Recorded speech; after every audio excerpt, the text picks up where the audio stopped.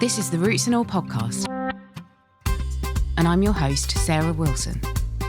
Join me as I talk about all aspects of gardening with some of the top horticulturists from around the world. Hello and welcome to Roots and All. This week, I'm delighted to be chatting with returning guest Dave Goulson about his latest research, which he covers in his new book, Eat the Planet Well. It's a practical guide to eating in a way that's healthy, affordable and kind to the planet. And honestly, even if you think you know this stuff and you're wondering why the departure from Dave's usual nature writing, there's loads in here to interest and surprise you. You know, we all want to eat a healthy diet. Most people are concerned about affordability these days. And at the same time, it would be nice to know that the food we ate had a relatively small kind of planetary footprint. And it's really hard to, when you go shopping, go to the supermarkets or wherever, to juggle all these different things. So what I've tried to do is provide a kind of practical guide, if you like, as to how to eat well and at the same time as minimizing your impact on the planet, and to try and also take into account the whole affordability issue. So it's I really hope people will find it useful. I'm sure they will. It is a bit of a departure from some of your previous books. Why did you feel the need to shift away from writing about nature and bees and gardening and all the rest of it? My usual territory of bees and other insects and so on. Yeah, well, it's all linked together. It might seem like quite a leap, but I guess the way I came at this really was that, sadly, the kind of food system the modern industrial farming system, reliant on lots of chemical inputs and heavily mechanized huge fields and all that, is the main driver of bee declines, and not just bee declines, but of biodiversity loss globally. And also it's a massive contributor to greenhouse gas emissions. It's damaging soils. Got 40% of the world's soils now badly eroded, according to the World Health Organization.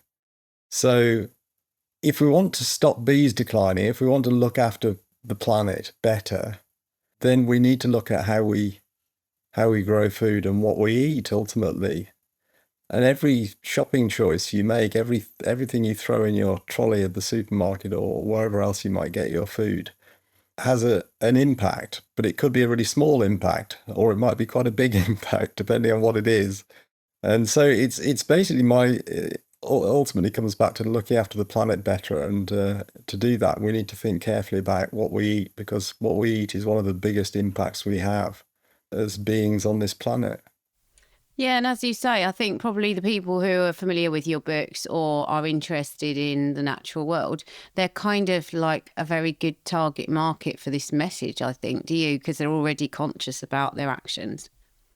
Well, I hope so. I mean, that said, of course, there's always a danger that you end up in a kind of bubble preaching to the converted. But I'm pretty sure there's a lot of stuff in there that even my kind of regular readers will find is new to them. There's quite a lot of things that I discovered myself when I was writing this book. Just as an example, everyone's very obsessed by food miles. It's one of the first things that comes up when people think about shopping choices and, what to avoid. But actually, food miles really aren't a big deal. Transport costs of foods only contribute about 6% of the overall carbon emissions associated with food production. And many foods that come from quite a long way away, a very long way away, can actually have a pretty low transport cost if they're shipped or carried over land rather than air freighted, which is actually rather little food is air freighted. So people shouldn't be obsessing about food miles. There are many other far more important factors at play that affect the environmental impact of the foods we eat. I like to think that I'm fairly sort of conscious about my food choices, and, I'm very keen on reducing, my sort of environmental footprint. And there was a lot of stuff that I found really surprising in there still, even though I feel like I'm fairly well educated around it. And as you say, the sort of agricultural side of things is what is causing a knock-on effect for biodiversity. Is that the main driver of sort of biodiversity issues when it comes to food? Or what kind of struck me when I was reading it was actually it's all quite broken. And it's a very big question to ask, but why do you think that it is just in such a state basically at the moment? It's hard to explain why we've ended up with such a ridiculous system. I mean, I guess it's been driven by profit rather than what's good for the people or good for the planet. Because, I mean, I've already mentioned how food production has a huge environmental footprint. And, by far the biggest land use globally is farming. And hence, it's having a huge impact. And it's really important that we try to lessen that impact, particularly as the human population grows. But there's more problems with the food system than that. And aside from being bad for the environment, basically we're eating ourselves unwell at the moment. We're on average eating really poorly, and this is familiar territory to most people. But the modern food system provides us. It's based on a very small number of crops globally, most of which are heavily processed into foods which are really not good for us at all, which is driving this epidemic of obesity and ill health, diabetes and heart disease and so on. And this isn't just a first world problem, this is a global issue. Massive increases in obesity rates, for example, in most of Asia. So we've invented a food system which is ravaging the planet and killing us, which is pretty dumb. Surely we can do better. And the frustrating thing is we can, it wouldn't actually be that hard to massively reduce our overall food footprint and to support more sustainable methods of farming and at the same time make ourselves healthier. It's all completely doable. It just requires us to change what we eat, essentially. Yeah, and one of those things I get the sense, that is important is growing our own food. I think that's a big part of it. And I kind of asked this question as like a reformed puritanical ornamental grower. I was just like, it's got to be flowers or nothing at all. And now I'm very much like, oh, well, if it's not edible, does it have a place in my garden? And the question that comes off that is, is there any excuse really why gardeners shouldn't be growing food? I suppose I don't want to be too puritanical either and, insist that everyone must get out their spade and start growing food in the garden. But it would help if people did, or if more people did. It's surprisingly easy to grow food in a garden. And, if you've never tried it, give it a go. I love growing food in my own garden, and I try to grow as much as I possibly can. I'm lucky I've got a big garden, which helps. But quite a big chunk of our food comes from the back garden, and which is all, grown without pesticides in a way that supports biodiversity, and it's really super fresh and nutritious. So why wouldn't you want to grow a bit of fresh food in your garden? And I do think we should encourage people to do that wherever possible. And maybe this is something government could play a part in. It's sort of a public information campaign about the benefits of growing your own food. Encouraging people who haven't got gardens to get allotments and providing the land for that, because this may be a bit of a side issue, but there's 100,000 people nationally on waiting lists for allotments. And so those are people who want to be growing their own low impact, healthy food, but can't because they can't get hold of the land, which is really frustrating and something that we should look into. So I'm a big fan of home growing, be it in gardens or allotments. And I think one of the reasons that I'm so keen on it is it illustrates that food production doesn't have to be bad for the planet. There's really good evidence that gardens and allotments are rich in biodiversity. They can support literally thousands of species of animals and plants, mostly insects. And they generally have much healthier soils than farmland soils, much higher in carbon, so they're storing carbon. And there's really clear evidence that people who grow their own food are healthier than people who don't grow their own food. So it's good for the planet, it's good for us. It's tackling climate change. It shows that food production can be a benign activity, and that's the complete opposite of the sort of industrial farming model where essentially producing food and supporting life are kind of mutually exclusive.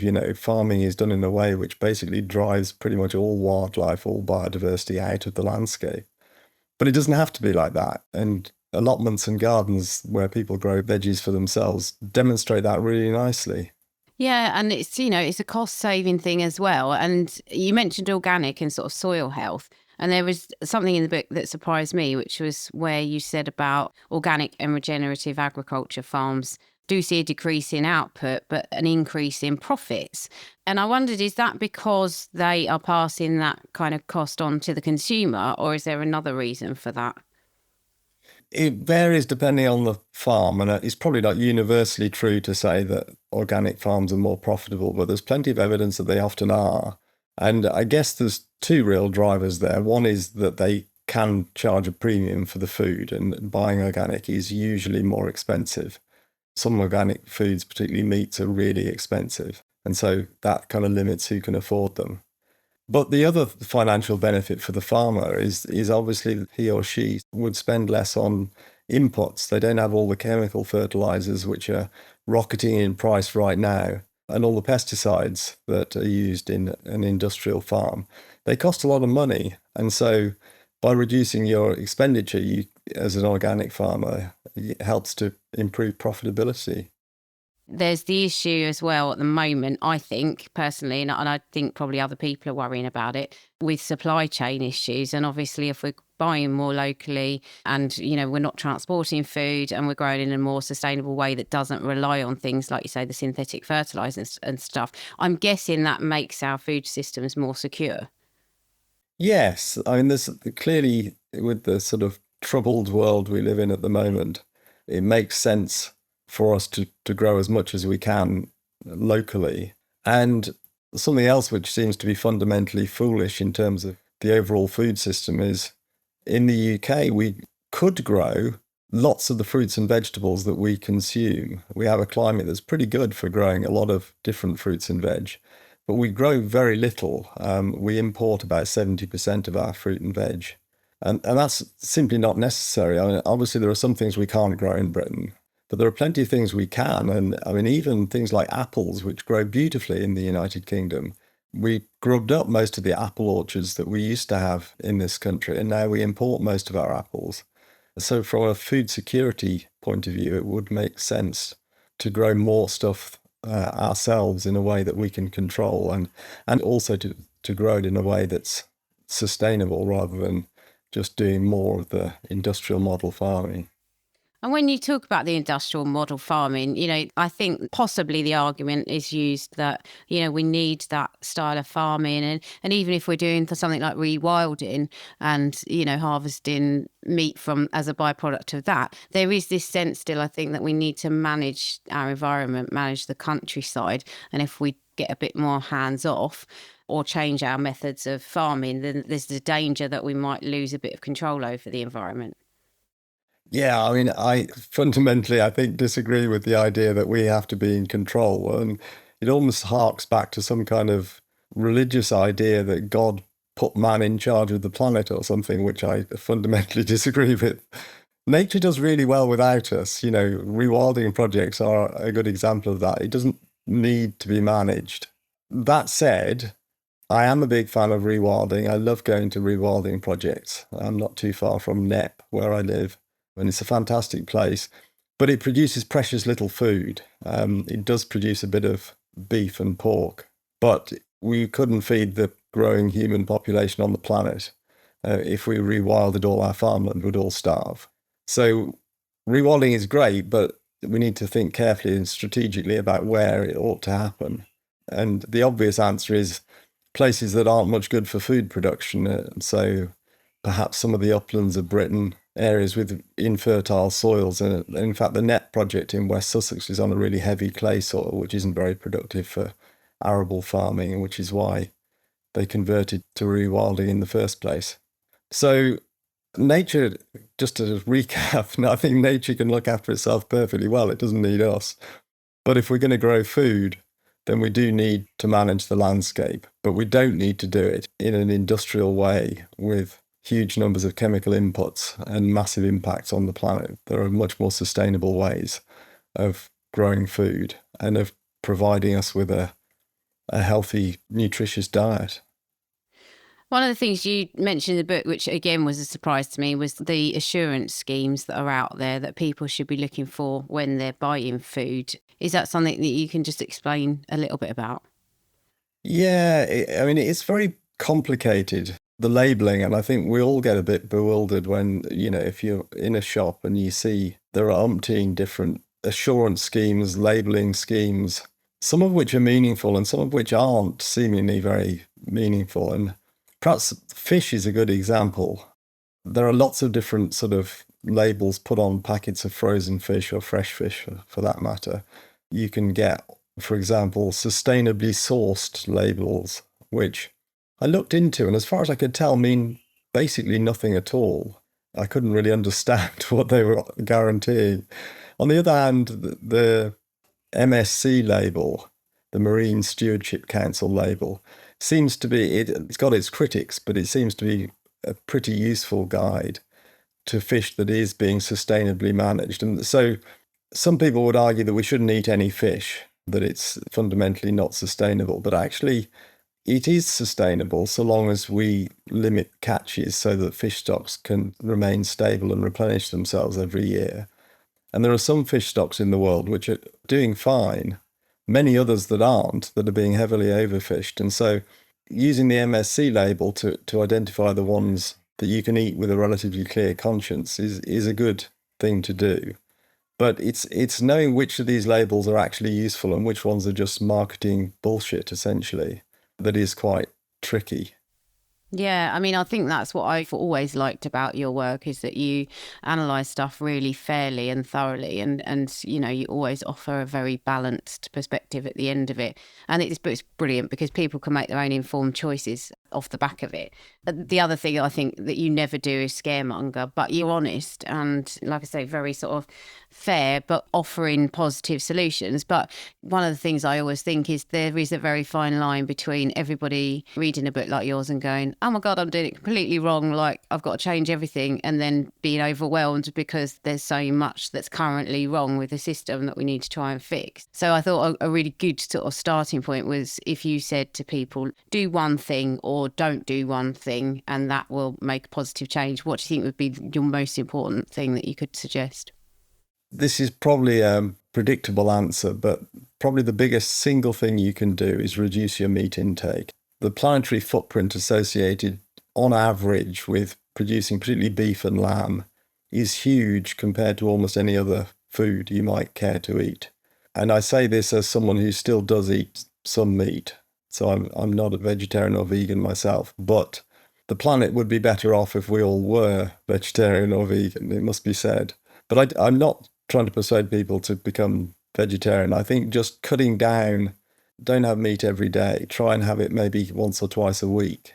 There are lots of alternatives that are really tasty once you get the hang of cooking with them. And if everyone did that, it would make a massive difference to the global ecosystem and allow us to set aside huge areas of land for nature or carbon capture or tourism or whatever you want.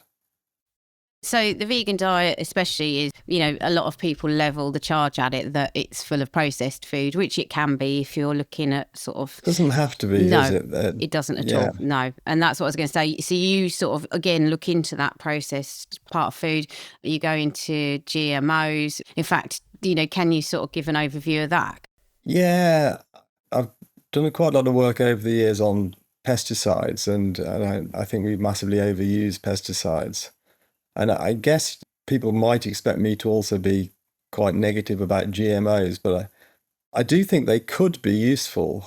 Genetic modification could be used to reduce chemical inputs, for example, by making plants unpalatable to pest insects, so you don't have to spray an insecticide. So they could be associated with a big reduction in pesticide use, which would benefit the planet. But that's very rarely how it actually works. By far the majority of genetically modified crops in the world are ones that have been rendered tolerant to herbicides like glyphosate, which means the farmer can spray more herbicide without any danger of him killing his own crop than a farmer growing conventional crops, which would be killed by the herbicide. So glyphosate production has massively increased, all around the world. And I would argue it's pretty nasty stuff. The World Health Organization lists it as a probable carcinogen. There's pretty clear evidence that it's harmful to the environment, particularly to soil. So GM crops that are resistant to glyphosate have allowed a massive increase in use of pesticides. So far from benefiting the environment, they've harmed the environment. So I think it's basically the technology is being misused by people who are trying to make money rather than trying to genetically modify crops to benefit farmers or people or the environment. If, for example, you wanted to genetically engineer crops to make them more nutritious, to increase levels of vitamins, or to improve salt tolerance so that you could grow foods in soils that are high in salt, that could be really useful in helping to feed the planet in a sustainable way. But that, on the whole, isn't what's happening at present, sadly. I don't think GM is inherently evil, as some people think it is. I think it's the people using it that are the problem very often, or the people generating these GM crops. They're doing it for the wrong reasons. The other thing that you mentioned, which I found fascinating and I thought really had a lot of potential, was the precision fermentation. I don't know if many people listening will have heard of that, so perhaps you could explain it. But also, I wondered, is it ever going to be possible on a domestic scale, do you think? I don't know about a domestic scale, but it seems to have huge promise. I mean, in theory, you can genetically engineer yeasts or bacteria to manufacture more or less anything you want. So you could feed them on some source of carbohydrate, could be almost any crop, wheat, rice, whatever, and get them to produce protein, for example, which you then filter out the bacteria from your fermentation vat and dry them out, and you've got a source of really cheap, low impact protein that could be formulated into, some kind of protein burger or whatever. There are trials of this underway, and it seems to offer the potential to produce relatively huge amounts of food from a tiny area of land. The flip side, of course, is that it's producing something which is not a natural food. It could be argued is an ultra-processed food. I think it probably would have to be classified as ultra-processed. And you'd want to be really sure that it was healthy. But given the human population growth and the huge pressures that rolling out ever more industrial farming will bring to bear on the environment, then these sort of radical alternatives are certainly worth investigating, and could be a real game changer. If we could produce huge amounts of food from a small amount of cropland fed into biofermentation reactors, then, perhaps that's something we should take seriously and explore. Yeah, definitely. So my final question to you, and I'm going to ask you to get your crystal ball out, which you probably don't like doing as scientists, but it's basically this. What's going to come first? Is it going to be us changing our ways, or is it going to be us facing like crises that push us into chaos and kind of no other option, really? I wish I knew. Boy, that's a tricky one. I mean, we're already facing crises. I think arguably some of the chaos that's going on around the world is driven by the beginnings of a kind of environmental collapse. The climate change is already starting to cause all sorts of problems around the world. And the social unrest that we see in many countries, the support for populist politicians, is driven by declining living standards to a large extent. People are living in a world where their children are probably going to be poorer than they were, which is something that hasn't happened for centuries. And it makes people deeply unhappy and likely to vote against conventional politicians. So we're already in the beginnings of a sort of chaotic world, at least in part induced by the environmental problems we're creating. Whether we can find our way out of it fast enough, I really don't know. I mean, we all have to be hopeful, and we all have to do everything we can to push for a more sustainable future and hope we achieve it. But it's not a sort of win-lose scenario, is it really? I mean, everything we can do to make the future a tiny bit better is worth doing, even if the future may be quite challenging in many ways, and I suspect it will be. But, giving up isn't an option at this stage. That really would be disastrous. So we can all make a difference, and I think that's a key message. So, think about what you buy, your personal impact on the planet. And if we all do our best to minimise that, at least it's going to be a step in the right direction. Thanks for listening, and thanks to Dave for such a thoughtful and wide-ranging chat. If today's episode has got you thinking more deeply about how our food choices shape the natural world, you might also enjoy episode 334, Food Farming Revolutionary, and episode 324, Kitchen Garden Living. You'll find links to both in the show notes, and as always, thank you for listening. Next up is Benny, but first a word from our sponsors at roastinghouse.co.uk. Get 25% extra free if you mention Roots and All or Insect of the Week in the comments box at checkout.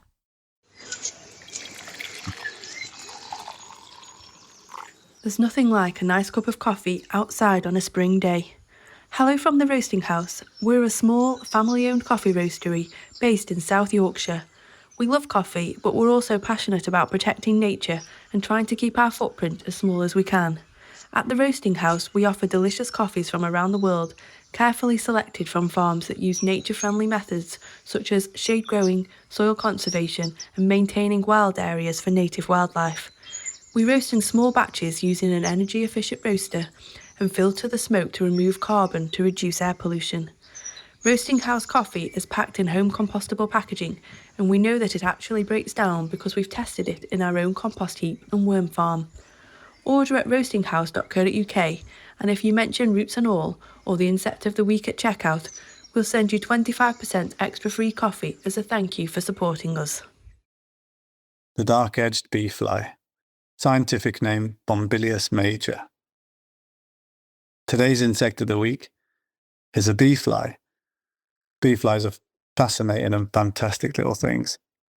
I've chosen probably the most common species in the UK and Ireland, just to kind of highlight a species that you may well see in your garden or in a park. And the dark-edged bee fly, as quite a few of the bee flies do, is enacting Batesian mimicry once again. So this fly has evolved to look like a bee and therefore appear more dangerous or less palatable to possible predators. Bee flies neither bite nor sting. This particular bee fly is parasitizing mining bees. I'm going to talk about that in a moment. The scientific name Bombilius major. So Bombilius comes from ancient Greek, relating to a buzzing insect. Major, the second word, is Latin, meaning greater. So this is the largest and most common species of the Bombilius genus. There's other ones, Bombilius minor, and I think Bombilius media. So it's just relating to this being the bigger species of that genus. Not a particularly technical scientific name, but worth knowing. They are often found when it's quite hot or warm. So the Natural History Museum suggests more than 17 degrees Celsius is when you usually see them. You often notice them basking in the sun if they're not up to their reproductive strategy, which I'm just about to talk about. So I think this is a bit of a fascinating story. I've been told a few times by different naturalists and entomologists, but the female bee fly is looking to lay her eggs in the nest of a mining bee in this particular species. So the Andrena mining bees, it never specifies which one, but I think it's some of the common species, Andrena bicolor, species like that. And so the female, prior to egg laying, gathers sand or grit. And this is to kind of camouflage her eggs, but to also add ballast to her eggs, which is really cool. So she flicks her eggs into the nests of mining bees. So mining bees in the ground, and those little holes you might see on the ground with the female mining bees going in and out. And she's trying to flick her eggs into there. So she wants to add a bit of ballast, a bit of weight. So the female bee fly gathers tiny bits of silica or grit to add weight and ballast to the eggs. So she then flicks them into the nest of the mining bees, which I just think is crazy. I just love that. And you sometimes see them kind of hovering and flicking their legs around the nest of mining bees. So just absolutely mad stuff. But the bee fly larvae are quite brutal. So they hatch out, then they move quickly to eat the pollen stores, which are intended for the bees, the mining bees young. Then they go through a second metamorphosis. So then they reach another state, which is not that common. And then they eat the bee larvae. So they're quite brutal. So they've eaten the pollen and then they eat the bee larvae. But as always with these relationships through evolution, they sound brutal, and they are, but the hosts are never going to be completely wiped out. Otherwise, this system just wouldn't work through evolution. So the hosts and the parasites are all important. I think this is a particularly brutal sounding one, but it's worth telling the story. There are quite a few doppelgangers of this species, but this is the most common one. The female and the male both have a dark edge to the wing. So the body itself is kind of like a brown or buff coloured body, hairy body. And then the wings have got the dark edge. So this black band at the top of the wing on both sides. There's doppelganger species, which might be things like the heath bee fly or the dotted bee fly. So always worth getting good pictures, just in case you've got one of the rarer ones. That'll be really cool as well. So as always, I really hope you've been seeing this species out and about over the last month or so. Please do record any sightings of bee flies or flies on the iRecord or iNaturalist app. And if you've got anything exciting, please do tag me, and I'd love to see it. You can download or listen to the podcast direct from the website rootsandall.co.uk. Please also check out my Patreon, where you can make a one-off donation or take out a monthly subscription to help support the podcast. Because if you enjoy the show, please help it continue. I also have a GoFundMe where you can make a one-off donation. Even a one-off donation of £1 helps, and I'll be really grateful for your support. So please go to Patreon or GoFundMe and search for Roots and All Podcast.